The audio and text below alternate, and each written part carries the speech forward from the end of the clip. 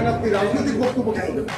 শেখ হাসিনা সবচেয়ে বড় এলিগেশন ছিল বিএনপির এগেন্সটে কথা বলছে।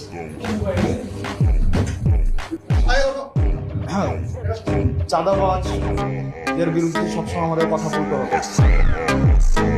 যারা চাঁদাবাজ, যারা মামলাবাজ, যতই বিশেষ করে এটা তো শালীনতা হইল না। আমরা তো আপনাদের কাছ থেকে শালীনতা, ভদ্রতা, একজন কথা বললে আরেকজন কথা বলতে হয় না, এই ভদ্রতাটাই আপনারা শিখেন।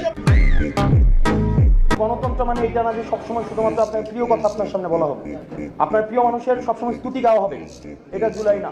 আসলে আমাদের এই বসে এসে কথা বলতে হয়, আমার লজ্জা লাগে আসলে। মানে আমাদের বাপদাদারা বলতো না, তোর ঘরে আমি হয়েছি না আমার ঘরে তুই হয়েছিস।